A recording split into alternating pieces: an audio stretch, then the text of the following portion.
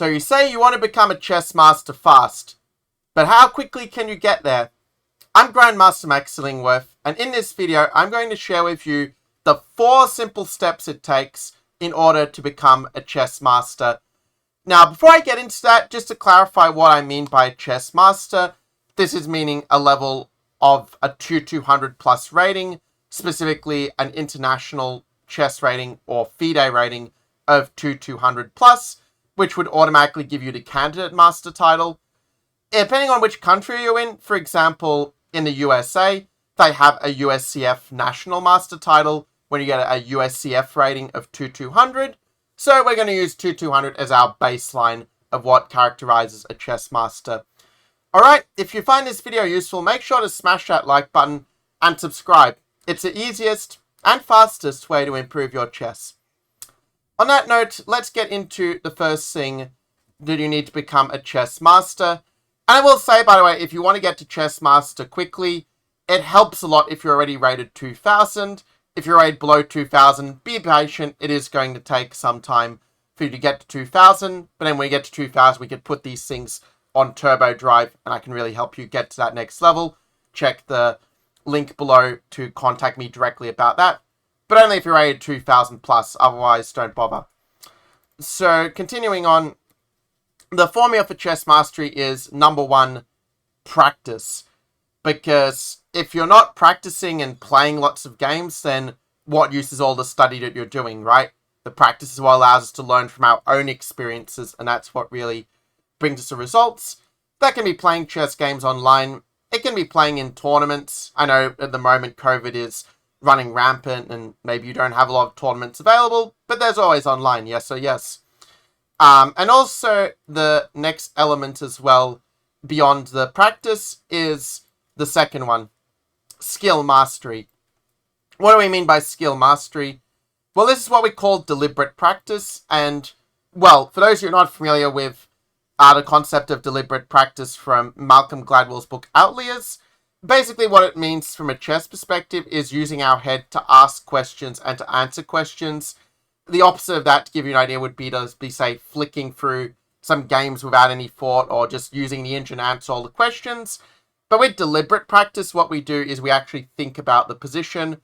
We figure out, okay, what happens if they do this? What about that? What can we learn from this game? And it becomes much more of a dialogue where we're actually learning by thinking about what we are learning and getting that feedback we need to progress, good or good.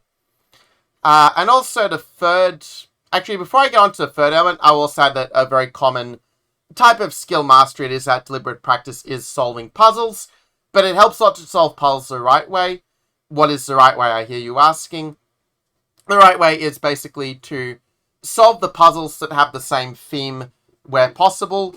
Where, for example, if you're wanting to improve your calculation and it makes sense to solve puzzles using the candidate moves technique a lot of times, then the comparison technique a lot of times, then the elimination method a lot of times, to give an example, to really drill and repeat that pattern until it becomes second nature in your mind.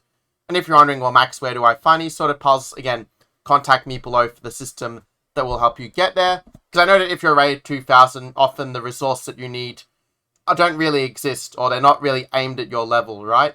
So I help you with that challenge among many, many others. Also, another important point when solving puzzles is that if you really want to get the patterns in your long-term memory, then it's very important to repeat those same puzzles several times.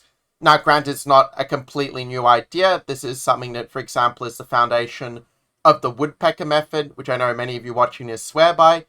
But if you combine the repeating the puzzle sets with make sure those puzzle sets are organized by theme, it's just going to allow you to improve so much faster. Just take my word for it. This is the method I used to get from 1400 to 1800 in 1 year, and later from 2500 to nearly 2700 chess completes in just 2 to 3 months. So if it works for me, I know that it can work for you because it's just science. The third key element, and this is the one that I find most people either don't understand or at the very least don't know how to apply successfully on that, bridging that gap from 2000 plus to chess master, is self-mastery. And what do we mean by self-mastery? So basically, that's where we master ourselves, where we grow as people so that we can make the most of our ability and be very strong competitors in our chess games and to be very effective in our chess training. I'm sure that you know of people, maybe you're even one of these people, where you feel like you've already got that master strength in some different areas of your game, but there's something else that's holding you back and you're not quite sure what it is, right? Well, in that case, it's probably something based on your self-mastery, which is basically using high performance to develop the habits that masters follow consistently so that you too can become a chess master. Admittedly, I didn't really know for the science behind high performance back when I was playing chess professionally. I only discovered it after retiring from professional chess play to focus on coaching and helping guys like you as much as possible to improve your chess and achieve your big chess goals and dreams. However, it is very important, and just to have a very clear definition of this self-mastery so you know exactly what you're aiming for, basically it's to be consistently succeeding beyond standard norms over the long term, and here's the kicker, without sacrificing your personal well-being and relationships. And so how do you know when you are in that state of high performance? Well, it's basically a feeling, and it's a feeling based on these three things. The first one being engagement, meaning you're fully present and give 100% all that you do. Some of you may know this as being in the zone from sports psychology. Another thing is you'll feel a lot of joy, where you'll just enjoy life much more and you'll have just a lot of rewards from just continually challenging yourself and that rapid personal growth that you do have when you have those breakthroughs in your chess. And also the third key feeling is out of confidence, where I mean, if you play a lot of chess, I don't need to educate you, I think, on the importance of confidence. You get it, but it makes sense that as you are much more confident in everything you do, that you're also going to get much more help and support from others that you need to get there. And it's just going to allow you to improve much more rapidly because you're just putting yourself out there more and just getting that feedback loop that you need to keep making progress, right? And so what exactly is the fourth formula for chess mastery? Well, I know that in general it can be hard to keep more than 3 things in mind at a time, but the fourth one is simply consistency, which is simply to continue following the first 3 steps until you become a chess master. And if you need a reminder, those 3 steps or the 3 parts of the formula for chess mastery were 1, practice, 2, skill mastery, and 3, self-mastery. And I will say that my chess program that I have to get players from a 2000 plus level to chess master is the only one I know that really fully tackles all 3 of these areas. If even one of these is left out, then you're going to find your progress is quite slow, possibly even non-existent, right? And I know that if you're still watching this video, that becoming a chess master is very important to you, right?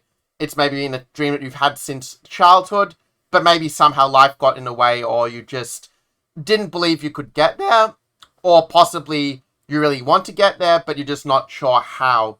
You're not sure what maybe you're doing wrong or what things you need to change in order to get some real progress. And if that's you, well, let me help you. It's just going to be much faster. You're going to be playing to your full potential and you're not going to have that regret of wasting thousands of hours on chess and not really seeing the results from it that you know you're capable of, right? And think about it, how cool would it be to be able to share the story of how you became a chess master with your family, with your friends, with the wider chess community, so you can give back, kind of like how I'm giving back to you now, sharing my story.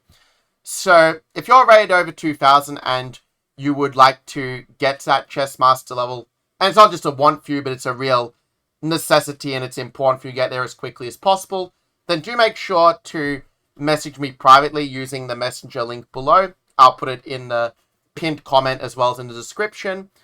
And yeah, if you enjoyed this video, definitely make sure to leave a comment below. I love to hear from you guys, and definitely, to like, subscribe, you know what to do. That's all for now, and good luck on your journey to chess mastery. You are going to get there faster if you get the right help, and I know that I'm the one who is really speaking just to the 2000 plus chess players with my content and with my program. So yeah, I look forward to connecting with you and actually talking to you in person, and I will see you in the next one.